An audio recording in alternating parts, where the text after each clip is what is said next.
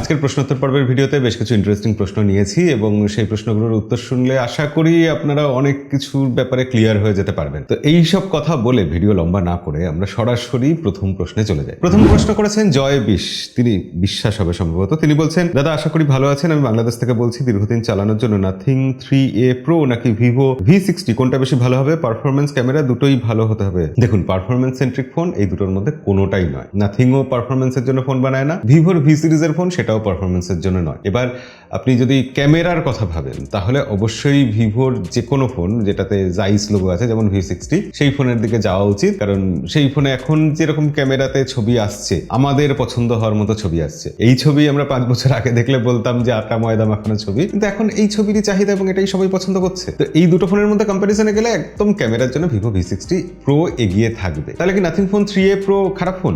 না, সেটা একেবারেই নয়। নাথিং আমাদের অন্য কিছু দিচ্ছে। নাথিং দিচ্ছে স্টেবিলিটি। নাথিং তো নিজেকে আইফোন ভাবে অ্যান্ড্রয়েডের জগতে, তো তারা আইফোনের মতো একটা স্টেবিলিটি দেওয়ার চেষ্টা করছে, ব্র্যান্ড ভ্যালু তৈরি করার চেষ্টা করছে, ইউনিক অন্যরকম একটা ডিজাইন দিচ্ছে ফোনের মধ্যে, ডিসপ্লেটা ভালো, একদম সিমেট্রিক বেজেল, এইসব ব্যাপারগুলো আছে। নাথিং সফটওয়্যারের জন্য এগিয়ে থাকবে ভিভোর থেকে, এক্সপিরিয়েন্সের জন্য এগিয়ে থাকবে। তো সেক্ষেত্রে আপনাকে সেটা বুঝে ডিসিশন নিতে হবে। পারফরমেন্সের কথা ভাবলে এই দুটোর কোনোটাই নেওয়া উচিত না আসলে। তানজিল আহমেদ, তিনি বলছেন, টাকা খেয়ে রিভিউ বাদ দেন দাদা, আপনি যখন ফিঙ্গারপ্রিন্টের লক দেখাচ্ছিলেন তখন ভিডিওর স্পিড বাড়িয়ে দিয়েছেন, আবার যখন অ্যাপস ওপেনিং ক্লোজিং দেখাচ্ছেন তখনও আপনি ভিডিওর স্পিড বাড়িয়ে দিয়েছেন। এরকম 2 নম্বর রিভিউ করা বাদ দিন। আচ্ছা, যেটা কনফিউশন হচ্ছে সেটা অবশ্যই আমরা সাধারণত হয় কি, ওইটুকু সময় যেটুকু সময় আমি কথা বলছি তার মধ্যে তো ওই বিরলটা চলে, তো সেখানে ওই জিনিসটা দেখাতে হলে এডিটারকে মাঝে মাঝে স্পিড বাড়িয়ে দিতে হয়। তো সেখানে বাদবাকি সব জায়গায় যেখানে আমার কথাগুলো ভরসা করছেন, বিশ্বাস করছেন যে এই ফোনে গরম হচ্ছে না বা অন্যান্য যে কিছু, গেমটা ঠিকঠাক চলছে, ক্যামেরাটা ভালো, তো সেখানে ফিঙ্গারপ্রিন্টের মধ্যে একটা সাধারণ ব্যাপার, সেই জায়গাতে ক্যামেরা ফাস্ট করে দেখিয়ে বা বিরলটা ফাস্ট করে চালিয়ে দিয়ে খারাপ ফিঙ্গারপ্রিন্ট সেন্সারকে ভালো দেখানোর প্রয়োজন পড়ে না। যদি সত্যি এই চুরিটা করার দরকার পড়ে না কোনো ইউটিউবারের, আমার বলে না, যে কেউ যদি এটা করতে চায় সে সেটা অনায়াসে করতে পারে এবং সেটা এমন ভাবেই করবে যে আপনি ধরতেও পারবেন না। এরকম করেও অনেকে, আপনারা ধরতেও পারেন না, বুঝতেও পারেন না। সেখানে ওই ফাস্ট করে চালিয়ে এমন ভাবে আমরা দেখাবো না যেখানে আপনি বুঝে যাবেন। এবং অ্যাপস ওপেনিং ক্লোজিং যদি সত্যিই স্লো হতো এবং সেটাকে আমরা লুকোতে চাইতাম, তাহলে ওই প্রসঙ্গটাই হয়তো তুলতাম না, ওই প্রসঙ্গটাই বাদ চলে যেত। এরকমই তো সবাই করে। কিন্তু ওখানে আমি যখন বলছি অ্যাপস ওপেনিং ক্লোজিং এর ব্যাপারটা, সেখানে ওটা ভালো আছে বলেই ভালো বলছি। হ্যাঁ, বিরলটা দেখে এই যে কনফিউশনটা হচ্ছে, এটার দায় অবশ্যই আমি কিছুটা নেব এবং সেক্ষেত্রে আমি এডিটরকে বলে রাখবো যে এই জায়গাগুলোতে যাতে ফাস্ট করে না দেখায়, মানুষের মনে কনফিউশন তৈরি হচ্ছে এবং তার জন্য আপনাকেও যে খুব কিছু দোষ দেওয়া যায় এরকমও নয়। অবশ্যই এই জায়গাটা খেয়াল রাখবো, আমরা ফাস্ট করে দেখাবো না এই জায়গাগুলো, যাতে যদি ভিডিও দেখতে একটু খারাপ লাগে অসুবিধা নেই, কিন্তু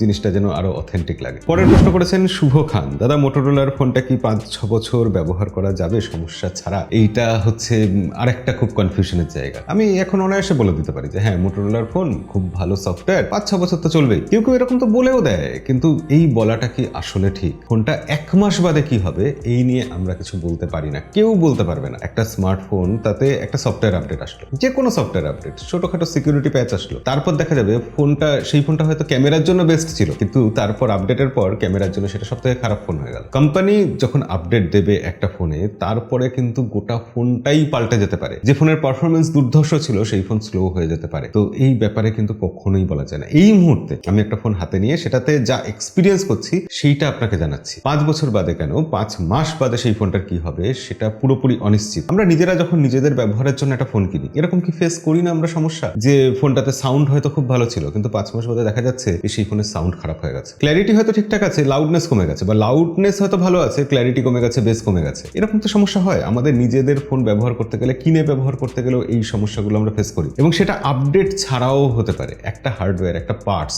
একটা স্পিকার, সেই স্পিকারটা কোম্পানি যে লাগিয়ে দিয়েছে কিরকম সেটা আমরা জানি না, আমরা তার মধ্যে ঢুকে দেখতে পারি না, ফোন খুলে দেখতে পারি না এবং দেখলেও সেটা বুঝতে পারবো না। তো সেক্ষেত্রে এমন হতে পারে যে স্পিকারটার কোয়ালিটি এমনই যে 5 মাস বাদে বা 6 মাস বাদে বা 5 বছর বাদে সেটার কোয়ালিটি খুব খারাপ হয়ে গেল। এটা স্মার্টফোন বলে না, যে কোনো ইলেকট্রনিক্স ডিভাইসের ক্ষেত্রে এটা হতে পারে। তবে হ্যাঁ, স্মার্টফোনে এত বেশি কম্পোনেন্টস কোম্পানি থাকে যে এই রিস্কটা সেখানে আরো বেশি থাকে। তো একটা ফোন 5 বছর বাদে কি হবে সেই নিয়ে কোনো ভবিষ্যৎবাণীতে কখনোই বিশ্বাস করবেন না। যে ফোনের ডিসপ্লে সেরা সেই ফোন হয়তো আগামীকাল তাতে গ্রিন লাইন চলে আসবে। যে ফোনের ব্যাটারি ব্যাকআপ দুর্ধর্ষ 7000 mAh ব্যাটারি আছে, পরশুদিন দেখা যাবে সেই ফোনে হয়তো একদিন ব্যাকআপ দিচ্ছে না। তবুও ভালো কোম্পানি হলে এবং তার অতীতের রেকর্ড ভালো হলে এবং সেই মুহূর্তে এক্সপিরিয়েন্স করে যদি মনে হয় যে হ্যাঁ ফোনটা ভালো, তাহলে আমরা আশা করতে পারি, হ্যাঁ শুধু আশাই করতে পারি যে ফোনটা 5 বছর বাদেও ভালো চলবে। ইন্টারন্যাশনাল তিনি বলছেন, কি বলেন দাদা, ইউরোপ থেকে আপনার ভিডিও দেখি, ইউরোপে প্রচুর চাহিদা হুয়াবে। হ্যাঁ, পূর্ব ইউরোপের দেশগুলোতে হুয়াবের প্রচুর চাহিদা, কিন্তু হুয়াবে ফোন কি এখন পূর্ব ইউরোপের দেশগুলোতে সেভাবে বিক্রি হয়? চাহিদা থাকলেও বিক্রি হওয়ার তো উপায় নেই, কারণ গুগল সার্ভিস নেই। হ্যাঁ, চাহিদা আছে বলে কিছু মানুষ হুয়াবের ফোন কিনছে, বাধ্য হয়ে কিনছে গুগল সার্ভিস ছাড়াই, কিন্তু সেটা খুব সীমিত। চাহিদা থাকলেও হুয়াবের ফোনের বিক্রি কিন্তু চায়নার বাইরে নেই সেভাবে। মোহাম্মদ সারজি তিনি বলছেন, দাদা আপনার ধন্যবাদ, এমন ডিসিশন সবাই নিতে পারে না, বেটিং জুয়ার অ্যাড প্রমোট না করা। বেটিং জুয়ার অ্যাপের ব্যাপারে এটা খুব গুরুত্বপূর্ণ কথা বলার আছে। ভারত সরকার থেকে বিল আনা হয়েছে, বিল পাস হয়ে গেছে যে রাতারাতি বেটিং জুয়ার যত অ্যাপ্লিকেশন ছিল যেগুলো টাকা দিয়ে অনলাইন গেমিং খেলা যেত, সেই অনলাইন গেমিং এর সেই অ্যাপ্লিকেশন গুলোকে বন্ধ করে দেওয়া হয়েছে, ব্যান করে দেওয়া হয়েছে। এই নিয়ে প্রচুর বিতর্ক হয়েছে। টেক নিউজে, যে টেক নিউজ আমাদের আনন্দবাজারে যায়, সেখানে এই নিয়ে বিস্তারিত বলেছি এবং এই ঘটনাটা আসলে প্রমাণ করে দেয় যে আমাদের সিদ্ধান্ত খুব একটা ভুল ছিল না। মানুষ সর্বশান্ত হন, তাদের এত কষ্ট করে উপার্জন করা টাকা চলে যায় এবং এটা একটা নেশা, জুয়া খেলার নেশা। অনলাইন বেটিং বলে যাই বলা হোক না কেন, সেটা যতই গেমের মোড়কে পেশ করা হোক না কেন, সেটা আসলে জুয়া এবং সেটা সত্যি সমাজের জন্য ক্ষতিকর। আমরা সেটা করব না বলে ঠিক করে রেখেছিলাম এবং অবশেষে সরকারও সেই ব্যাপারে সহমত পোষণ করেছে, সেটা দেখেও ভালো লাগছে। তবে অনেকের যুক্তি এরকম থাকে যে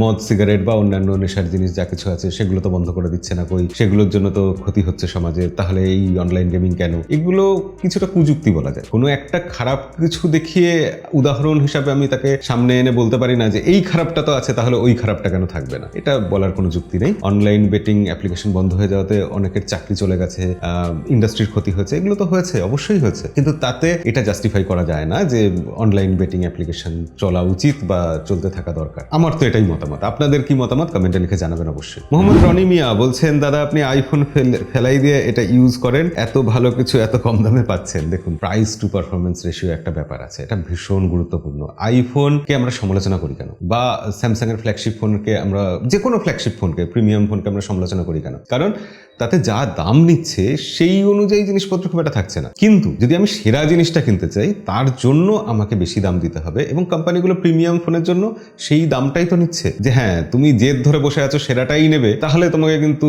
এটার যা দাম তার থেকেও দ্বিগুণ টাকা দিতে হবে। এই কারণেই ফ্ল্যাগশিপ ফোন বিক্রি হয়, ফ্ল্যাগশিপ ফোনের দাম এত বেশি। কিন্তু যখন আমরা মিড বাজেটে বা কম বাজেটে চলে আসি, তখন আমাদের সারাক্ষণ খুঁটিয়ে খুঁটিয়ে এটা দেখতে হয় যে ওই দামে আমি কি পাচ্ছি, দামের সাথে কি পাচ্ছি এটা মিলিয়ে দেখাটা খুব জরুরি হয়ে যায় তখন। এই কমেন্টটা এসছে ইনফিনিক্স হট 60i এই ফোনের ভিডিওতে। তো হট 60i ভিডিওতে আমার মনে হয়েছিল যে ফোনটার যা দাম, 9000 রুপির কমে এই ফোনটা লঞ্চ হচ্ছে, তো 9000 রুপিতে এই ফোনটাতে যা কিছু দিচ্ছে সেগুলো যথেষ্ট ভালো। ওই দামে ইনফিনিক্স চেষ্টা করেছে, হ্যাঁ অবশ্যই আরও ভালো কিছু করা যেত, এটার তো কোনো সীমা নেই আসলে। কিন্তু আমি মনে করি যে ওই ফোনটা, যার বাজেট কম, যে একটা নতুন প্রথম অ্যান্ড্রয়েড ফোন কিনবে বা যার কাছে একটা দামি ফোন আছে, একটা সেকেন্ডারি ফোন কিনবে, তারা এই ফোনটা কেন কিনবে না? অবশ্যই ইনফিনিক্সের ওই ফোনটা তাদের কেনা যেতে পারে বা কনসিডার করতে পারেন তারা কিনবেন বলে, আর 5টা ফোনের সাথে। তারপর যদি 5টার মধ্যে ওটা কিনতেই বেশি মন চায় তাহলে ওটা কিনবে, এরকম ব্যাপার। কিন্তু ফোনটা ওই দামকে জাস্টিফাই করে। ওই ফোনের সাথে আইফোনের তুলনা করা, এ তো নাথিং এর সিইওর মতো কথা বলে দিচ্ছেন যে নাথিং ফোনের সাথে আইফোনের তুলনা করছে, এগুলো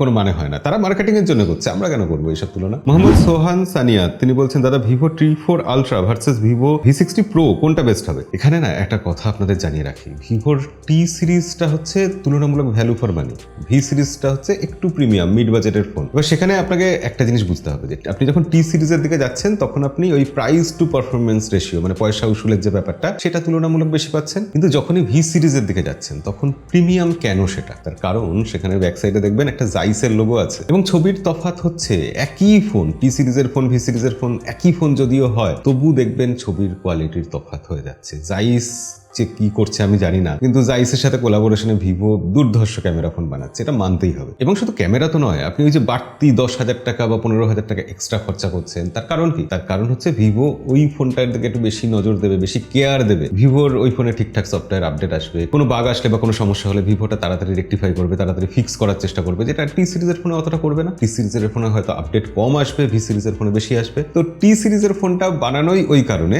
যারা এই মুহূর্তে কম দামে ভালো স্পেসিফিকেশন চাইছেন তাদের জন্য, আর ভি সিরিজের ফোন এই কারণে যে আমি একটু বেশি টাকা খরচা করতে রাজি আছি কিন্তু আমার ভালো জিনিসটাই চাই, এরকম মানসিকতা যারা রাখবেন তাদের জন্য ভি সিরিজ। এবার আপনাকে হিসাব করে দেখতে হবে যে এই দুটো ফোনের মধ্যে কোনটা নিলে আপনার মনে হচ্ছে যে আপনি ঠকে যাবেন না। আপনার চাহিদা কি? আমি সবসময় এটা বলি যে আপনার চাহিদা কি সেটা সবার আগে নিজেকে প্রশ্ন করুন, সেই অনুযায়ী ফোনকে বেছে নিন। ব্লগ বাংলা তিনি বলছেন, দাদা আই লাভ ইউ, বাংলাদেশ থেকে বলছি, তোমার এমন কোনো এপিসোড নাই যে আমি দেখি না। দাদা পিক্সেলের তো জয় জয়কার, এবার পিক্সেল 10 প্রো কিনতে চাচ্ছিলাম। আমি তোমার চ্যানেলে সর্বপ্রথম আনবক্সিং চাই, খুঁটিনাটি ভুল ত্রুটি ভালো খারাপ সব দিকের ভিডিও চাই। শুনেছি এবার নাকি নেটওয়ার্ক ইস্যু নেই, তোমার ভিডিও চাই প্লিজ প্লিজ। একমাত্র গুগলই আমাদেরকে এখনো অব্দি ফোন পাঠায় না। পৃথিবীর সব কোম্পানি আমাদের বোধহয় ফোন পাঠিয়ে ফেলেছে, অবশ্য হুয়াওয়ের কথা আলাদা, কিন্তু গুগল এখনো অব্দি পাঠায়নি। তবে হ্যাঁ, আমি পিক্সেল ফোনের রিভিউ করব, ফোনটা জোগাড় করে হোক কিনে হোক যেভাবে করব, পিক্সেল 10 প্রো। তবে এটুকু বলে রাখি, পিক্সেল 10 সিরিজটা নিয়ে বা ফোনটা নিয়ে আমার যতটা এক্সপেকটেশনস ছিল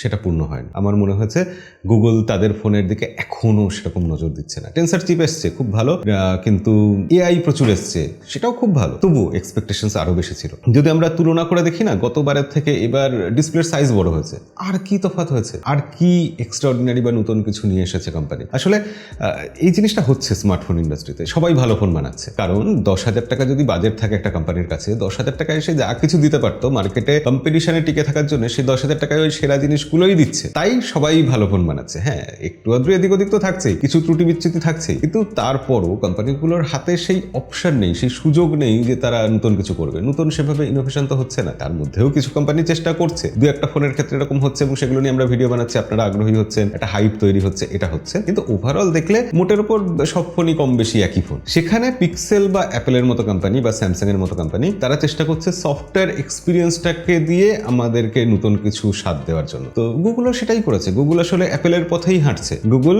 অ্যান্ড্রয়েডের আইফোন বানানোর চেষ্টা করছে পিক্সেল ফোনগুলোকে, যদিও তারা পিক্সেল ফোনকে অ্যান্ড্রয়েডের মুখ বানাচ্ছে না, তাদের নিজেদের সবকিছু তবু বানাচ্ছে না, তারা স্যামসাংকেই অ্যান্ড্রয়েডের মুখ বানিয়ে রেখেছে। হয়তো এখানে কোথাও তাদের ব্যবসার বাধ্যবাধকতা আছে, কিন্তু স্যামসাংই অ্যান্ড্রয়েডের মুখ, এটা এখনো অব্দি। পিক্সেল লঞ্চ হওয়ার পর সেটা আবারও প্রমাণ হয়ে গেল। তবু পিক্সেল 10 প্রোর ভিডিও করবো। দিগন্ত মোদক তিনি বলছেন, নতুন ফোন রিসেট করলে ফোনের কি ক্ষতি হয়? এটা নিয়ে আমার খুব দ্বিধা, আপনার ভিডিও খুব ভালো লাগে, এই প্রশ্নের উত্তরটা পাওয়ার আশা করছি। নতুন ফোন কোনটা? কোনো ফোন আপনি যতবার ইচ্ছে রিসেট করুন, কিচ্ছু হয় না, কোনো রকম ক্ষতি হয় না। হ্যাঁ, আপনার ডেটাগুলো চলে যেতে পারে, ফোনটাকে আবার সেট আপ করতে হতে পারে, এছাড়া সময়ে যাওয়া ছাড়া আর কোনো ক্ষতি নেই। হ্যাঁ, এবার কেউ যদি দিনে 10 বার করে রিসেট করেন তাহলে অবশ্যই স্টোরেজের কিছু ক্ষতি হতে পারে বা কোনো প্রবলেম হতে পারে, তবে সেটা তো অস্বাভাবিক একটা সিচুয়েশন, এরকম মনে হয় না কেউ করে। আপনি মাসে একবার করে রিসেট করলেও আমার মনে হয় না, বা আমি বলছি আপনাকে যে ফোনের কিচ্ছু হবে না, নিশ্চিন্তে ফোন রিসেট করুন। তমাল পাচাল তিনি বলছেন, দাদা আমি তোমার সব ভিডিও দেখি, খুব ইন্টারেস্টিং ভাবে বুঝিয়ে দাও মোবাইলের ফিচারগুলো, বাট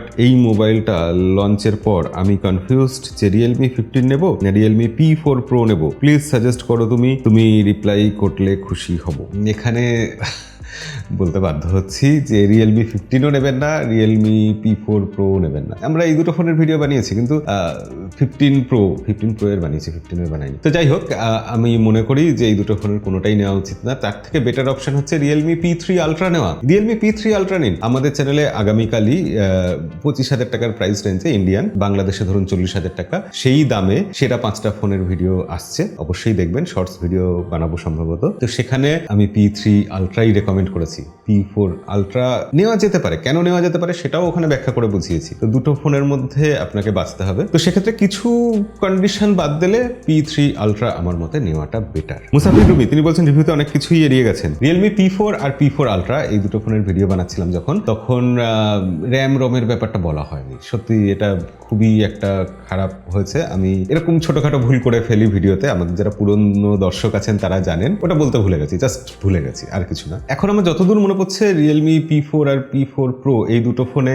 র্যাম ছিল LPDDR4X আর রম ছিল UFS 3.1 স্টোরেজ টাইপ। তো এরকম ছোটখাটো ভুল আমি করে ফেলি ভিডিওতে, অবশ্যই খেয়াল রাখবো যাতে এটা না করা তো উচিত না, অবশ্যই এটা খুবই দুঃখিত, আমি আন্তরিকভাবে দুঃখিত। তবে এর বাইরে যদি কোনো ফিচারের কথা বলেন যে কোনো বিষয়ে আমি কিছু বলিনি বা এড়িয়ে গেছি আপনার যদি মনে হয়ে থাকে, তাহলে আপনাকে বলি যে ওই ভিডিওটা ছিল ফার্স্ট ইমপ্রেশনের ভিডিও। একটা ফোন আমাদের কাছে এসছে, হয়তো এক রাত বা 24 ঘন্টা হয়তো আমরা সময় পেয়েছি ফোনটা দেখার, তো তার মধ্যে ফোনটাকে একদম খুঁটিয়ে দেখা যাচাই করা আমাদের পক্ষে তো সম্ভব হয় না, তাই ভিডিও শুরুতেই আমরা লিখে দিই যে এটা ফার্স্ট ইমপ্রেশনের ভিডিও। রিয়েলমি P4 সিরিজের ভিডিওতে এটা লেখা ছিল টাইটেলে। ফার্স্ট ইমপ্রেশনে আমরা যা দেখেছি সেটাই আপনাদের জানিয়েছি। ইচ্ছাকৃতভাবে কিছু লুকিয়ে যাওয়া এটা আমাদের ভিডিওতে অন্তত করি না। হ্যাঁ, কোনো কিছুর একদম হার্শ সমালোচনা হয়তো আপনি আশা করছেন সেটা হয়তো করলাম না, কিন্তু সেই জিনিসটা আমরা উল্লেখ করে যাই যে এই ফোনটাতে নচ আছে, এই ফোনটাতে চিন আছে। চিন থাকাটা কত খারাপ, নচ থাকাটা একেবারেই উচিত না, হয়তো এটা বলছি না, কিন্তু অবশ্যই এটা বলি যে এই ফোনের নচ আছে, চিন আছে, বা এখানে স্টোরেজ টাইপ UFS 2.2 আছে, যেরকম ভিভো V60 ফোনটা, ওটাতে অবশ্যই UFS 2.2 এর জায়গায় 3.1 দেওয়া উচিত ছিল, কিন্তু এটা কখনোই আমরা এড়িয়ে যাইনি যে UFS 2.2 স্টোরেজ টাইপ আছে, ওটা উল্লেখ করে ভিডিওতে আমরা বলেছি, যাতে আপনারা কোনোভাবে একটা ফোন কিনতে গেলে ভুল ইনফরমেশনের জন্য ঠকে না যান। এই ব্যাপারটা তো আমাদের খেয়াল রাখতে হয়। তবে যাই হোক, আমাদের প্রশ্নোত্তর পর্বের ভিডিওতে এইসব ব্যাপারে সবসময় ক্লিয়ার করে আপনাদের যতটা সম্ভব বলার চেষ্টা করি এবং বলিও, এর জন্যই তো এই পর্বটা এত এনজয় করি। আপনাদেরও যদি এই প্রশ্নোত্তর পর্বের ভিডিও ভালো লাগে তাহলে ভিডিওটা লাইক করে দেবেন, এরকম ভিডিও দেখার জন্য আমাদের চ্যানেলটা সাবস্ক্রাইব করে রাখবেন। আজকের ভিডিও এখানে শেষ করবো, দেখা হবে পরের ভিডিওতে। আজকের মতো বিদায়।